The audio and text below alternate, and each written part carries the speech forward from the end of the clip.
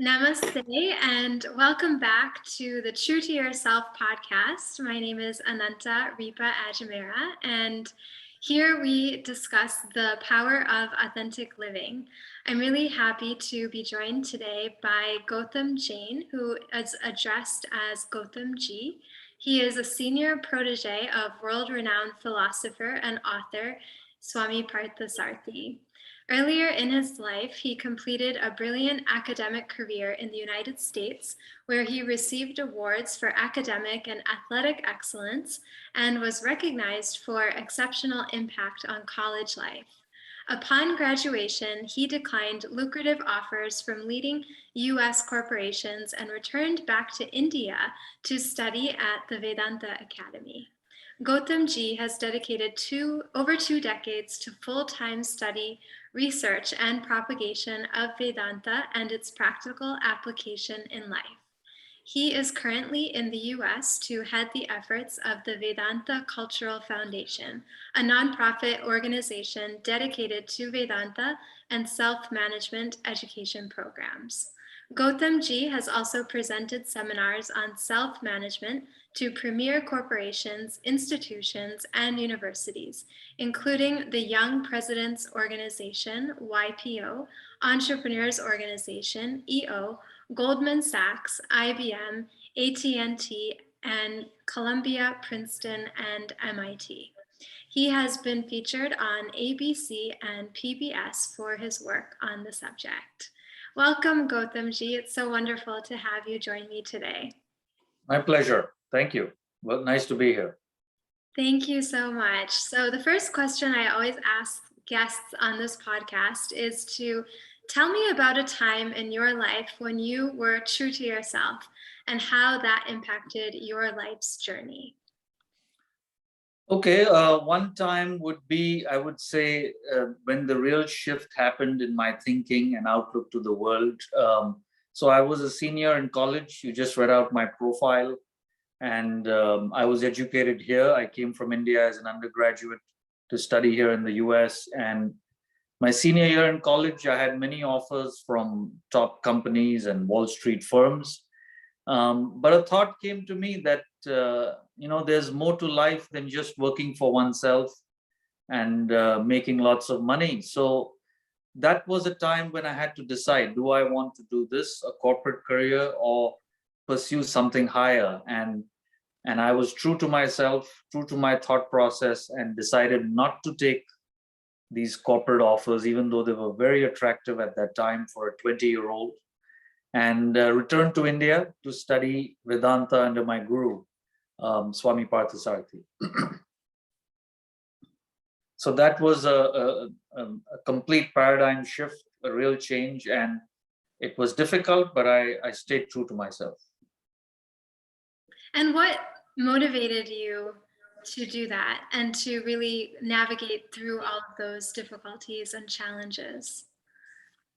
Well, the motivation in a nutshell was to find out what life is really all about. So when I was getting these job offers, the thought came to me, look, is this what life is all about? Okay, I'll have a big house and a swimming pool, but there has to be something more to life than that. That was the motivation, to find out what was the purpose, the purpose of human existence. And I said, no, I have to do this. So this is what this knowledge is all about. This knowledge which I teach, Vedanta, it's the knowledge of what life is really all about. And had you met Swamiji prior to making this decision, or how did that connection come about? Well, I had met him because my mother used to attend his lectures, but I was never really serious about the subject he was teaching, Mm-hmm. I respected him as a wise person at that time. But then when I got interested myself, is when I reached out to him. Mm-hmm. Those days there were no email, so it had to be through letters. Even the phone calls were very expensive. Wow. I don't know if you remember those days. It was you couldn't just pick up the phone and call as you do now. So So I reached out to him, and he was very, very helpful and prompt in returning my letters, and we started corresponding, and that's how I knew of him and reached out to him when the time came. Amazing. And how do you think people can start to look within themselves, especially after we've gone through the past year and a half or more of the pandemic? Even if people have developed a lot of fear, anxiety, and mental health challenges during this time, how can the awareness of even these challenges helped prompt them to also look within and find out what is life all about? See, what happens is, whether it's the pandemic, of course, that's the main thing which is going on right now, and people have been dealing with it for the last year and a half, right?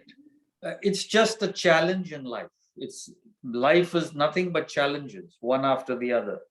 So how you have to look at life is, it's very simple actually. If you look at what you do with other things in your life, and then extend it to life itself, right? So the first time you got a smartphone, you didn't know how to use it. You needed a manual, right? You looked up the manual. Okay, this is how I operate it. You first buy a new car, like these new electric cars that have come out. You don't know how to operate it. You have to look at the manual, right? So similarly, how you have to look at life is, where is the manual for my life? Have I learned how to live? And Jean Paul Sartre is a great French philosopher. He says everything has been figured out except how to live. So this is how you start. Look, I'm figuring out everything about my life, about this, about that, about my car, about my home. But what about my life itself? So this should inspire you. Look, since I don't know how to handle my life, I have not learned this manual. That is why I'm going through the stress and strain. All this, like you said, fear and anxiety and all these negative emotions are because nobody has learned how to live their life. So Vedanta is nothing but that manual. In fact, the word Vedanta is a Sanskrit word. Veda means wisdom, and Anta means end, right? So Vedanta means the end, the ultimate wisdom, the culmination of wisdom. So it's the ultimate manual you need for your life. And where do you recommend one begins in terms of learning that manual? Because I know, having studied Vedanta for a long time, there's a lot of things to learn, but someone who's going through fear and anxiety really acutely, where do you recommend they start? Well, the best place to start is a very simple book. It's called The Fall of the Human Intellect. And it's a thin book written by my guru. He's written many books about life, and I would recommend that as the starting point. So people can get the book. It explains to them this need for learning the manual of life. And then if they need, of course, most people do need guidance and an opportunity to ask their questions, just as you have been doing. So I have these weekly talks, which are now online, where they can join in. We have a website, as you know, vedantausa.org. So they can go there and they can get the book. They can sign up for these talks and get started, because you need some material and you need somebody to teach it to you. So this is the easiest starting point. So I have students in my lectures, weekly talks from all over the world who join it. They find it an interesting way to come together and learn what life is all about. That's amazing. And how do you recommend we go about debunking our old programmed subconscious thought patterns and start creating some new thought patterns? See, first of all, to answer your question, one needs to understand what is happening within us, right? So the biggest impediment, the biggest thought pattern, like you said, subconsciously, which we all believe, And right from our birth, we have been believing it, and all people around us say the same thing. So we think it's right. That thought pattern is that peace or stress belong to the world outside. This is what everybody believes. This is the starting point, which is wrong. Now, what I mean is, if I was to ask anybody, right, okay, what's your problem? What causes you stress? What will they say? Oh, everything is great. But that husband of mine, my God, I get stressed every time I'm in the house. Or my boss, or the weather.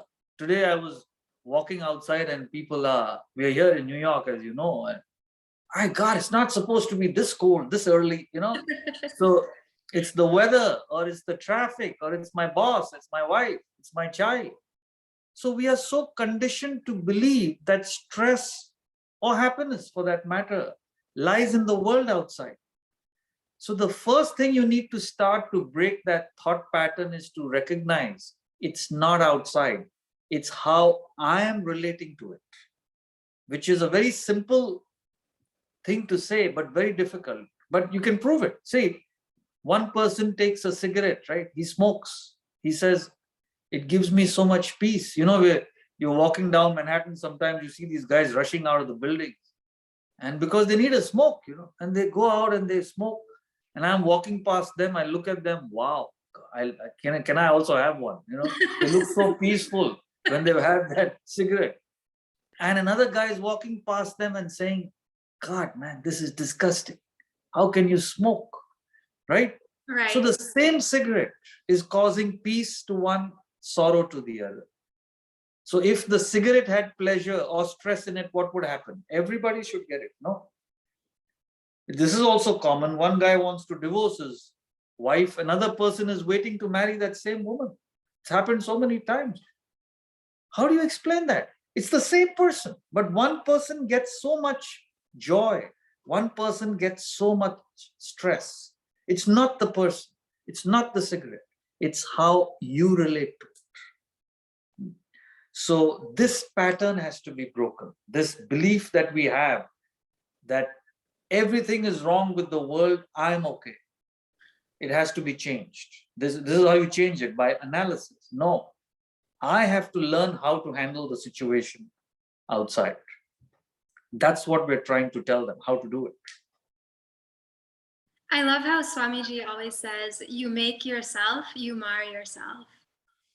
And about the law of karma, that when we really understand the cause and effect and how the whole universe operates under that law of causation, then all we can really do is take radical responsibility for our situation. Because even if it wasn't our fault in the present moment, say someone's behaving really badly towards us, when we understand that really deeply, then we stop blaming the other and we stop feeling like a victim, and we can feel that, okay, because it's coming from the law of karma, even if in this lifetime I didn't create it, it's ultimately my responsibility, and I then have the power to shift what I do into the future. So I think that's such an empowering perspective, to simply see that we are the creator of everything good and everything bad, and even if negative things are coming, we can recreate what our future will be.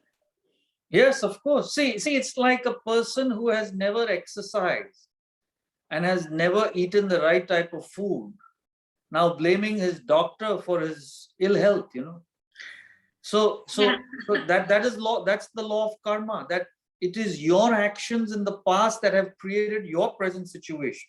You have acted. So who asked you not to eat healthy? Who asked you not to exercise? And like you said, the good part about it is, even though you may have created some negative consequences, it's totally in your power to reverse those actions, right? So a person can start eating well, can start exercising, and negate the past. So same thing at the mental level. See, because you have not used what is called as the intellect, you have just gone along with your emotions blindly. They have become such a powerful force in your life that they stress you out. Mm-hmm. So you have to take the responsibility for getting control back of your life. And that's what Vedanta, this knowledge, is really all about. Yeah, it's so empowering. That's such an amazing thing. And I love how Swamiji has developed the Vedanta Academy for that one purpose, to develop the intellect, because a lot of people teach about the Gita and that they teach the Upanishads and present all kinds of lofty philosophy. There are a lot of scholars who can recite the Gita backwards and forwards, but what it's really about is, how do we live that philosophy? How do we actually have our own buddhi, or our own intellect active, so that we can face the situations with more analysis rather than paralysis, and really be able to respond in a logical manner to situations in life rather than getting so emotional. And you have gone through Swamiji's training and stayed with him for so many years. And he always talks about how the spiritual process of transformation occurs with the development of the subtle intellect, where we are going even more subtle and determining what is eternal, what is lasting, and then what is just transient and passing. And I know Swamiji talks about questioning everything and also taking in spiritual knowledge as ways to develop that subtle intellect. But I wonder, given that you've gone through all of this training for so many years and you've been teaching people, are there any other practical tools or advice that you can give people in terms of how to start to even develop that, or to sharpen that if they've already started? Right. See, what you're talking about, Ananta, is the fundamental truth of life, right? Now, exactly what you said, people talk such lofty thoughts in the spiritual field, and there's so much material out there, there's so much confusion, correct? Yes. So let's analyze first, before we get to the subtle part of it, what actually is happening day to day. Okay, I touched upon it and you touched upon it, but to explain it a little further, see, the basic problem is, when you lose control over your emotions, you lose control over your life. That's all it is. So in other words, you control your mind, you control your life.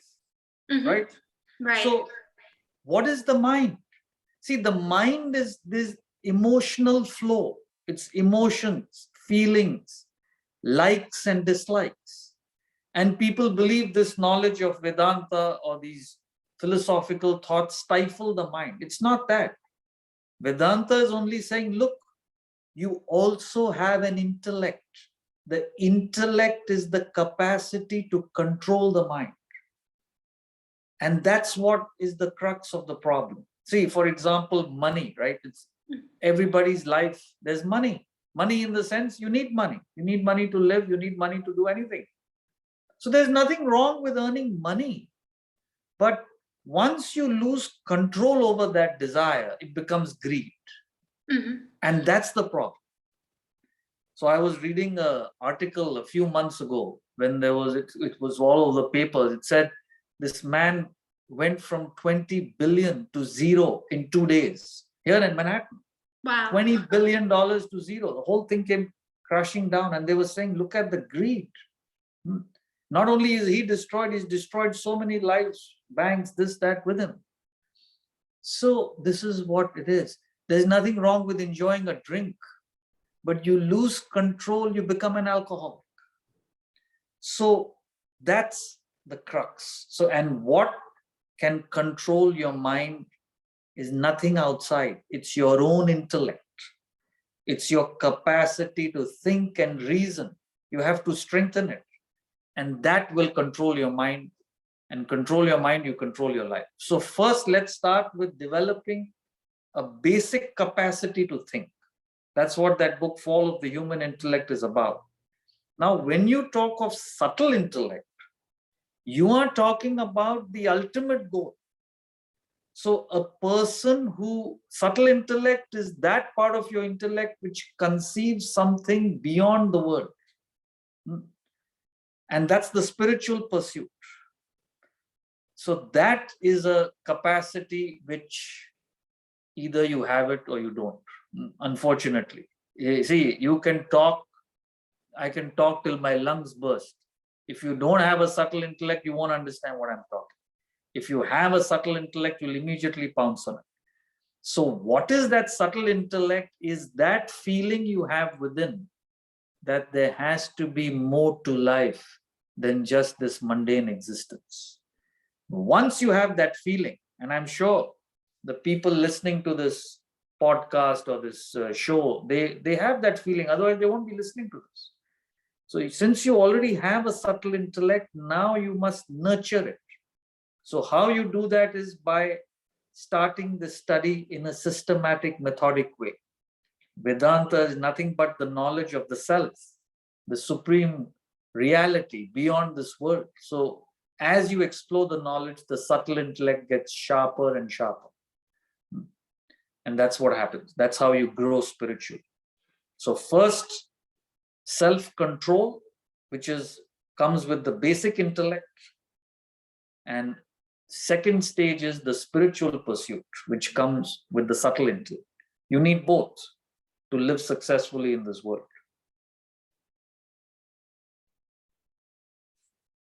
Yeah, that's amazing. And speaking of that, because I think this deep inner voice of the conscience that guides us within, and that kind of inner knowing or inner wisdom principle, it's probably quite connected with the subtle intellect, right? And so Yes. how do people start to tune into that voice, even when what that voice may say is very different from what other people are pressuring them to do or telling them to do? Yeah. So there are two things here again. What I said is, so as I was explaining in the previous answer, first you need a basic intellect to be able to function in the world, right?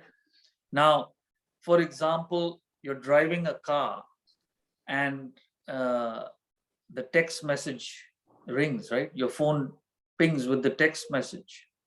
Now, if you don't have a strong intellect at that moment, your mind will reach for the phone. You feel like looking at it. It could be devastation, right? You're severely diabetic and the doctor said no more sweets, and you go and have an ice cream and you end up in the hospital. See, so your thinking is not strong enough to override your emotion. So first is developing this capacity. This is called conviction. I'm coming to conscience. I'm coming to your question. There are two things. So in life, to be able to live properly, to be able to live the life you want, you got to follow your conviction. Don't let your emotion overpower what you believe you ought to do in life. That's called conviction. And conscience comes in during those rare occasions when, after having analyzed, you still can't come to a conclusion. Then there's a voice within which says, no, this is right, this is wrong. It always points to the higher. Your conscience will never tell you do the wrong thing, do the selfish thing. It will always tell you do the unselfish thing, do the right thing. So conscience comes in only on those rare occasions. So you must follow that voice, See, Macbeth, this is the beauty of some of Shakespeare's plays, So Macbeth, before he went to murder Duncan, if you remember that play, he's a nobleman in Scotland, and the king has come to stay in his home that night. And he says, great opportunity. If I kill him, I become the king. So he's going to kill him. And his conscience says, no, don't do this. He's your king. You ought to protect him. And he doesn't listen to his conscience because that desire for the throne is so powerful. He murders Duncan. He comes out of the room. He looks at his hands. I have murdered sleep. I have murdered sleep, he says. He never slept after that. So if you go against your conscience, you're in serious trouble. So always remember, follow your conviction. And in the rare occasion that it's not giving you the right decision, there's a voice within. That's the conscience. Then you are being true to yourself. As Shakespeare again says, to thine own self be true, and it must follow as night the day, thou canst not then be false to any man. He says that. So you got to be true. That's what he means. You got to be true to your conviction and conscience. Clear? Yes, thank you. I like that distinction, that conviction is with the basic intellect or the gross intellect, and conscience is more of a feature or function of the subtle intellect. Absolutely, correct. That's really helpful. Yeah, that's really interesting. And then Swamiji talks a lot about desire management and about how desire is the demon in the mind, which pulls us into going against our conviction, going against our conscience, and really betraying ourselves in the process and possibly hurting other people as well. How do you recommend one begin to lessen their desires? Or how does one even navigate that whole process of even knowing maybe why or what is causing the anger eruptions, for example? Because I feel anger is one of those big emotions that when it erupts, it can really, cause a lot of problems and damage that's hard to reverse. And, Swamiji talks about how like there's a lot of people he's met who are really brilliant in one sector, like science, but then they suffer from alcoholism and they can't control their anger. And so where would one even begin with that if they were aware that they had the problem? Yeah, good question. See, all of us have some lack of control somewhere, which is what you're talking about, right? I told you in the beginning of this discussion, you control your mind, you control your life. Right. So first of all, you must understand the difference between what is intelligence and what is intellect. See, like you gave in your question, there's a brilliant scientist. In fact, I know of a doctor here in this area, brilliant doctor. You ask him any question on medicine, he has the answer. But you know what happened to him? He recently lost his license for alcoholism. He was caught on the job while drinking. Doctor, excuse me. So here is a typical example, very intelligent. Intelligent is what you call the people who are brilliant, right? They know a lot of information, but intellect is very poor. So they lose control over their emotions. So he can't control his alcoholism. Like you said, another person can't control their anger and they get into serious problems. I know one person personally who lost his job because he lost his temper at his boss. Boss was the CEO of a very big organization, and this guy was in a good position. And he really, really suffered because he lost his temper. And he regrets it till this day. It set his career back a long way. So the only way to control the anger or the alcoholism, whatever, where you have a lack of control, is to build a powerful intellect. So only when the intellect is strong can it keep the mind in check. So if you're asking, how do you start this process? See, building your intellect is exactly like building muscles. You got to be patient. You want to have a good body. You've never exercised before. You got to go to the gym. You got to eat right. People don't want to do that. They want an instant result. So same thing with the intellect. It doesn't work that way. You got to be patient. So you got to exercise your intellect. And how you exercise your intellect is by questioning. Why am I doing what I'm doing? Questioning. What is life really all about, right?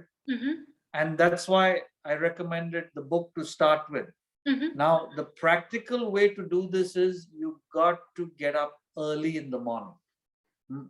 This sort of intellectual thinking is most effectively done early in the morning. You can't be reading deep spiritual literature in the night. It's not going to work, because early morning is a time when your mind is least disturbed by the external world. So your intellect is sharp and clear, and that's the time you exercise. So wake up a little early. I'm not saying you have to. I get up at 4:30 every morning. I don't have. I'm not expecting everybody to do that, but definitely as close to 6 or 5:30 or something like that. an hour before you get into the day and read and reflect, exercise your intellect. And as it grows in strength, you will find control over these emotions that trouble you.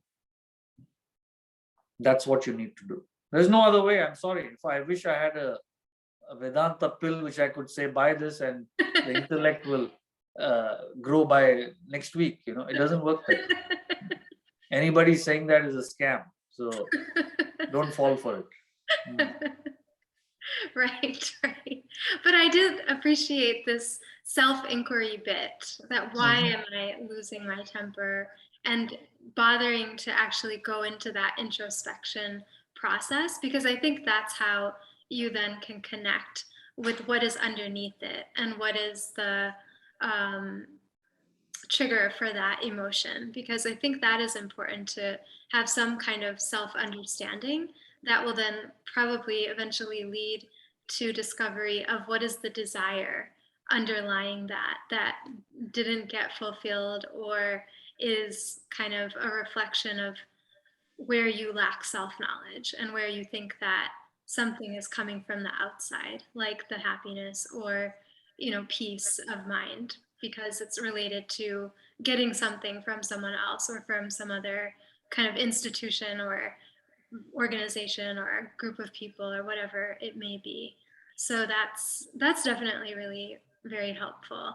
And I think both are needed, right? To be able to do your own kind of self-questioning process about your own habits and areas of losing control, and then at the same time continuing to learn and to read and to study. See, this is what you brought up is interesting. I'll give you a simple exercise which everybody can do. It's just exercising your existing intellect. Okay. Now, whatever intellect you have, we just talked about how you grow your intellect more, right? But the problem with people on a more practical level is that they don't even use the existing intellect they have. They're not even aware that they're not using it. So what you need to do is, with your existing intellect, you need to assess the nature of things and beings around you, right? So a simple thing like I just told you about this morning, I was outside walking and everybody, and not one person, there were 2-3 who I say hi to on the way, and they all said the same thing. Man, it's cold. Okay. Now, simple assessment. Nobody asked you to live in New York, man. Did I ask you? I mean, I didn't tell them that. You decide to live in New York, it's going to be cold in the winter. You live in New York, you don't assess that. You expect it to be warm like Florida. So it is your wrong assessment that creates what? Unreasonable expectation. And unreasonable expectation creates anger, creates stress. That's all that's happening. So if you analyze it like that, if I am in New York, I will be cold in the winter. You have reasonable expectations. The stress is under control. Now, same thing with people, right? Why don't you assess people? Some people are rude. Some people may be hot-tempered. Some people may be selfish. No, you must assess each person. Some people may be nice. So once you assess, you have the right expectation, then there's no stress, right? So the guy came to me once, he says, I have a real problem in life. I said, what happened? My wife, she's a wonderful person, but she nags me too much. I just don't know what to do. I said, you want to divorce her? He says, no, I don't want to divorce her because I have 4 faults. She only has 1. So I think I've got the better end of the deal anyway. I said, then there's no problem. You don't want to divorce her? I said, you must assess, man. Her nature is like that, right? And nature is to nag you, just as the winter's nature is to be cold. A tiger's nature is to be ferocious. That's their nature. She will nag you. So when you come home and the nagging starts, what should you say? I've come to the right house. I've come home, man. If there's no nagging, you should be worried that you've gone to somebody else's house. So where's the problem? See, not expecting your wife not to nag or your husband not to be angry. It's like asking a tiger to be cool, asking a deer to be ferocious. It doesn't work. There was a great saint, Swami Ramatirtha. He said that all grumbling is tantamount to, oh, why is the lily not an oak? You want a lily flower to be like an oak tree. You want the winter to be warm. You want a nagging person to leave you alone. It's not going to happen.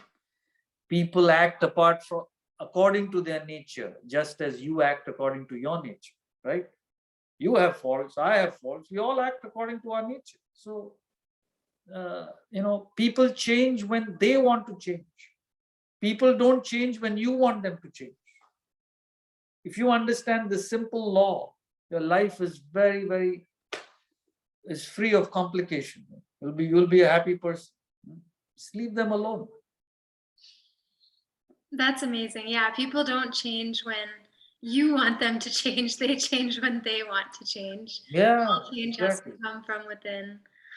I think this is really, really helpful. I think one area that is sometimes difficult is when people present themselves to be very nice on the surface, but then their actions are, doing otherwise. And so I feel like with the assessment, we have to really listen deeply and really exercise the power of observation without being so fused by the situation, to really see it for what it is rather than see it through rose colored glasses. Even because, say, like, we're cultivating good qualities, then we, I think, mistakenly, and I think I've done this a lot, project our own cultivation, and our own kind of process of developing these things onto other people who are maybe wanting to do that or working on it, but are actually not really in alignment with that.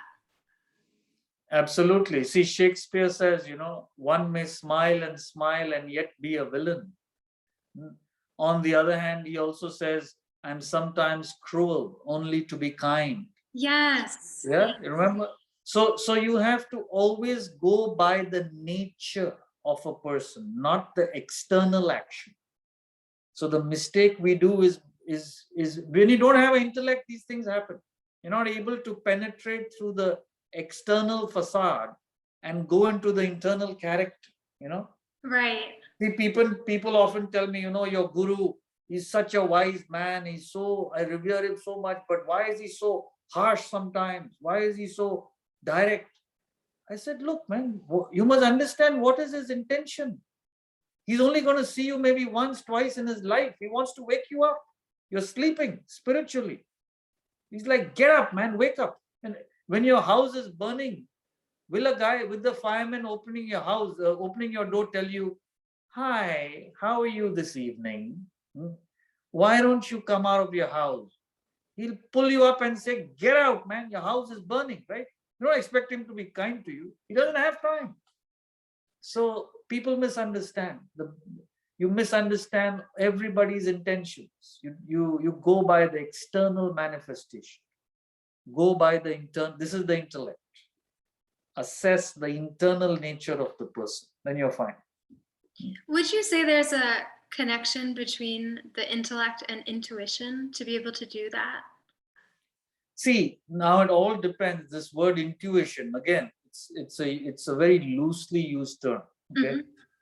So intuition could refer to intellectual knowledge from your past. That's positive. See, for example, when you're driving and you see a deer cross, you intuitively press your brakes, right? Mm-hmm. You don't have to think about it. But it's not really emotional. It is your intellect's knowledge from the past. You have understood that knowledge so thoroughly that it's automatic in the present. Mm-hmm. So it's intellectual. But if you just intuitively feel, you look at somebody and say they're not the right person, on what basis? So when the intuition comes from knowledge consolidated in your past, that's the right intuition. Not when it's an emotional impulse of the mind. Then you're in danger. I can't look at you. I don't know you. I can't look at you after 5 minutes of talking to you and say, I think Ananta is the greatest person in the world or the worst. I have a feeling about it. It's all rubbish. But if I have talked to you, if I've conversed with you, next time I see you, I know, because it's with knowledge. That's the difference. You get it? Right. So we can't just rely on that itself, but it should be based on some experience. It should be based on intellectual application. See, for example, a doctor is so experienced in his field. He looks at a patient, they just have to say 1 or 2 sentences. He knows what's wrong with them. Mm-hmm. Whereas the assistants, they don't have no clue what's happening, right? Because the doctor is so soaked in that knowledge that it comes up immediately. He knows. Mm-hmm. But you can't call it an emotional decision. It's knowledge from the past. You get it? Mm-hmm. That's intuition. So you say, what an intuition. It's not intuition. It's tuition actually, but it's gone in so much that it comes up without thinking. He knows, right? That's real intuition. Got it? Yes, definitely. Well, one final question. What would you say it would be the best way for people to start feeling empowered to design their life in a way that is true to themselves, creative, and community-centered going into the next year? See, like I said at the beginning of this talk, you need to take a step back, everybody, and think about where you're coming from, what are you doing, and where are you going, right? Mm-hmm. You need to question your life. Like Plato says, that life which is unexamined is not worth living. This is Plato. So please examine your life, everybody. You're so caught up in your attachments and your emotions, and you lost sight of what is really important in life, why you're here for. So if you want to make a fresh start, that's what you got to do. But you need somebody to help you, and that's why I recommended the book. I'm again saying it, The Fall of the Human Intellect. It'll give you the material to consciously examine, right? And once you do that, then you start becoming aware of your obligations to your community. Mm-hmm. This is called karma yoga. You start serving the community. And then the other discipline is bhakti. At the level of the mind, you develop devotion. You develop true love towards humanity, towards all living beings. And at the intellectual level, it's called jnanam, knowledge. You got to think and reason. As you had said, what is eternal? What is temporary, right?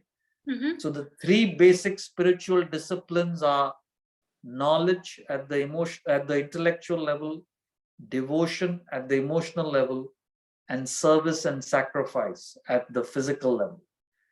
So if you do these 3, you are serving the community, you are elevating yourself, and ultimately you will be a beacon of light for the whole world if you grow yourself to your true stature, right? So hopefully this conversation will inspire at least some of your listeners to do that and get on to this path of self-realization, self-actualization. Amazing. Thank you so much, Gautamji. Where do people find you if they want to study with you further? So our website is called vedantausa.org. You can maybe write it whenever you describe this event or whatever, that this is where VEDANTA, Vedanta USA.org. So that website has all the information on the books, on the sessions that I have every week, which are open to everybody. They're free to attend and open to all. And we have a wonderful group that is trying to grow themselves and trying to understand what life is really all about. So you're welcome to join in, anybody. Okay? Wonderful. Thank you so much. I really appreciate you taking the time to share with us today. My pleasure, Ananta. Look forward to seeing you soon. Take care. Thank you. Bye.